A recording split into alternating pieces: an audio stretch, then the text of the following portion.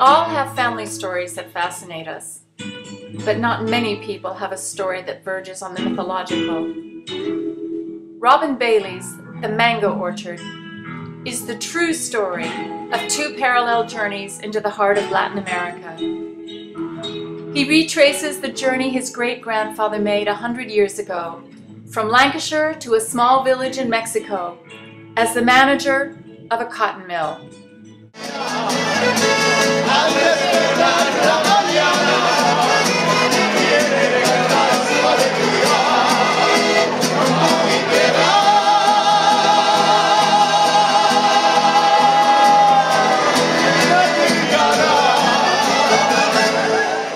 I am particularly thrilled about this book's publication because I watched its development over the last few years in my classes. This video was made at the Mango Orchard launch and is a celebration of Robin's achievement. The Mango Orchard is about a journey I did in the footsteps of my great-grandfather. Right. And I went because of the stories that my grandmother told me about his adventures in Latin America.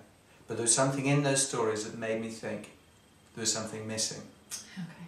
So I went and I set out in his footsteps and eventually managed to find the village in western Mexico where he lived and worked, and discovered that he'd left a family behind of 300 people and that he'd also kind of helped to start the Mexican Revolution. So it's a book about his journey and my journey to see what he had left behind.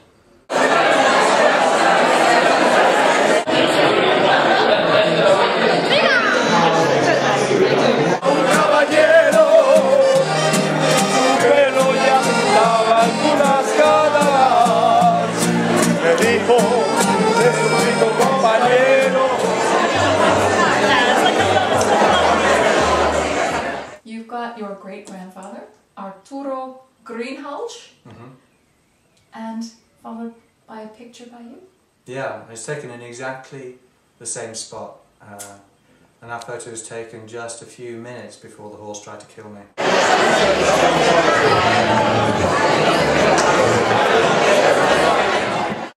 To write any book requires great discipline, and I asked Robin what was the method he used to write his book.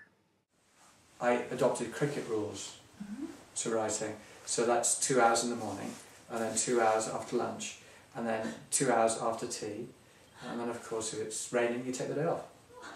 I like that, cricket rules. You know, because, and then I'd be quite strict about stopping, you know, because if you stop and you think, I've got, you know, maybe make a little note so you remember what the thought was, but don't write it. I mean, Graham Greene always used to talk about leave an unfinished sentence at the end of each day, and there's something in that, though it's not something I do.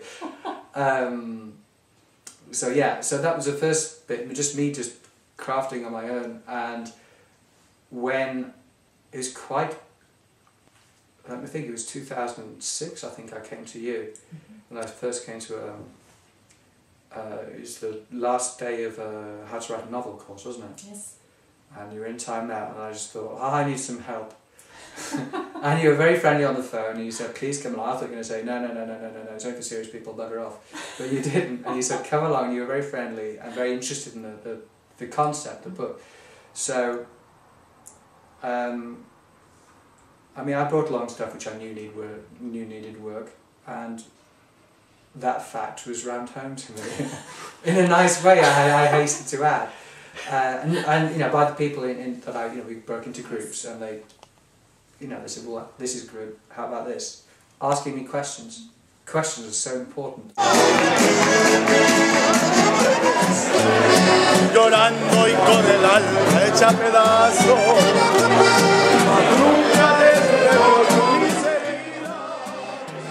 So these are pictures of myself with Juanita in Guatemala. And there's Pablo with one of his many rusty cars, him and his family, some of them. And this is the famous yellow car, which was which didn't work very much, and the family. There's about 7 of us in that one car, and that was me when I was a bit younger. And this was Wilson, the nutter who tried to kill me, pulled a gun on me on the way to Mexico City. And this is the factory that my great-grandfather worked in. Quite a palatial place, really. And my family, my Mexican family, just some of them, this and some aunts and uncles, and a mariachi band, and my tia Ella, who was always doing stuff like having a bottle of tequila on her head like she was there. And that is one of my aunts, my tia Petra, with a picture of her grandfather, my great-grandfather. That's me in Mexico. This is me on a horse, just before the thing tried to kill me, posing exactly in the place where my great-grandfather had been. And these are pictures of a couple of aunts, me sitting with them in the coast. That's me with Yvonne, one of my cousins. And this is the daughter that my great-grandfather left behind, and this is the daughter who he had in England, my grandmother. And that was her arriving at the party, and this is her dancing with my tio Javier. That's her first taste of tequila. And that's her at my tia Virgen's house, with a flower in her hair. It's me and my tio Arturo.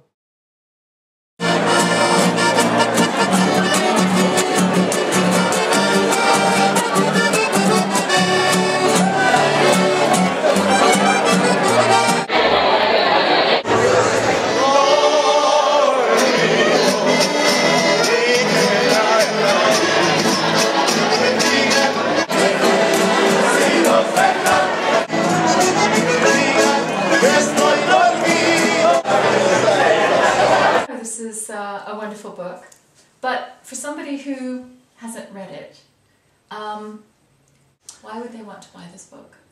I think it's for anyone who enjoys travel. It's anyone who enjoys Latin America or a place they don't know. It's anyone who's ever had a grandmother. And it's for anyone who wants to follow a dream.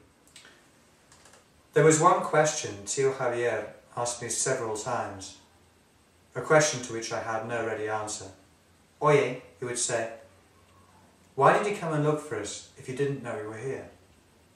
I wanted to answer fully and truthfully, but the truth is not always too easy to explain, especially in a second language.